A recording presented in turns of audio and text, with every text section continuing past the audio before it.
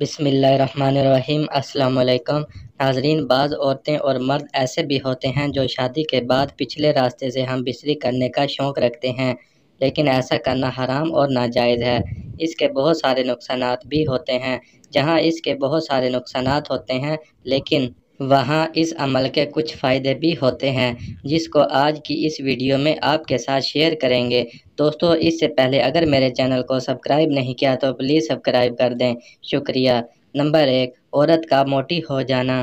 وہ عورتیں جو پیچھے سے نفس ڈلوانا پسند کرتی ہیں اور مرد کو فارغ کر کے منی اندر لینے کی شوق رکھتی ہیں، تو ایسی عورتیں اس عمل کرنے سے بہت زیادہ موٹی ہو جاتی ہیں، کیونکہ پیچھے کے راستے سے ہم بستری کرنے سے مرد کی ساری رطوبت عورت کو طاقت دینے میں خارج ہو جاتی ہے۔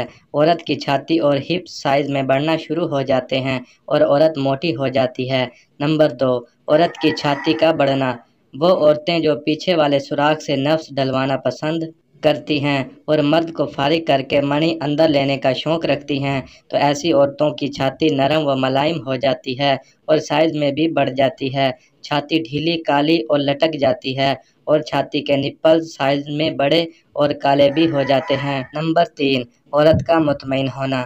وہ عورتیں جو پیچھے میں نفس ڈلوانا پسند کرتی ہیں، تو ایسی عورتیں پیچھے والے راستے سے ہی ہم بستری کروانے میں عادی ہو جاتی ہیں اور پھر ایسی عورتوں کو پیچھے والے راستے سے ہی سکون اور لذت ملتی ہے۔ ایسی عورت پھر سامنے کے راستے ہم بستری کرنے کا شوق نہیں رکھتی، صرف پیچھے کے راستے سے ہی ہم بستری کرنے سے مطمئن ہو جاتی ہیں۔ امید کرتا ہوں کہ آپ کو میری آج کی ویڈیو پسند آئی ہوگی۔ اگر میری ویڈیو پسند آئے تو پلیز لائک اور شیئر ضرور کریں اور میرے چینل کو ضرور سبسکرائب کریں، تاکہ بعد میں آپ کو اسی طرح کی اچھی انفارمیٹیو ویڈیوز ملتی رہیں۔ شکریہ۔